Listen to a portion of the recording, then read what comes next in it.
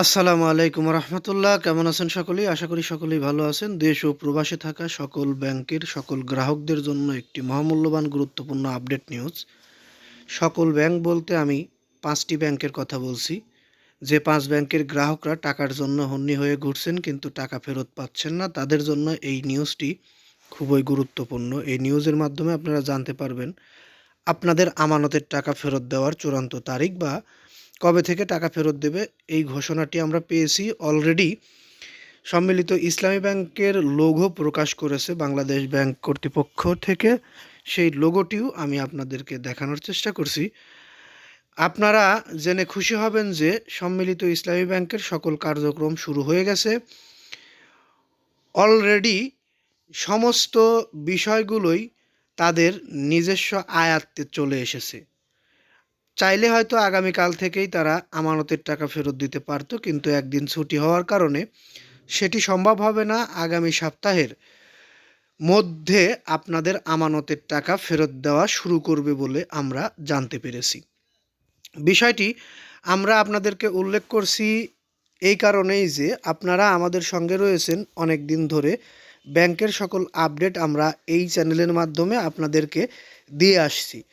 যারা নতুন তাদেরকে বলবো আমাদের চ্যানেলটি সাবস্ক্রাইব করে বেল বাটন অন করে রাখবেন, কারণ আমরা এই চ্যানেলের মাধ্যমে বাংলাদেশের সকল ব্যাংক ও আর্থিক খাত নিয়ে আপডেট নিউজগুলো সবার আগে প্রকাশ করে থাকে। আর বিশেষ করে আমাদের এই সকল নিউজ দেখে নিউজে একটি লাইক দিলে আমরা পরবর্তীতে নিউজগুলো তৈরি করতে আর একটু আগ্রহী হই। আর বিশেষ করে আপনাদের যদি কোনো মতামত থাকে কমেন্ট বক্স ওপেন রয়েছে। যাই হোক, আমরা আপনাদেরকে জানাতে পেরে অনেক খুশি হয়েছি যে আপনাদের আমানতের টাকা আগামী সপ্তাহ থেকে ফেরত পাওয়া শুরু করবেন ২ লক্ষ টাকা পরিমাণ করে, এবং অতি দ্রুতই আপনাদের পুরো আমানতের টাকা চাইলে আপনারা পুরোটাই তুলতে পারবেন, এরকম একটি সিদ্ধান্ত বাংলাদেশ ব্যাংক থেকে আমরা পেয়েছি। সেটি একটু সময়ের ব্যাপার হবে। আর যতদিন পর্যন্ত আপনাদের আমানতের টাকা এই ব্যাংক ফেরত দিতে পারবে না, ততদিন পর্যন্ত আগামী মাস থেকে হিসেব করে প্রত্যেকটি টাকার ইন্টারেস্ট পাবেন।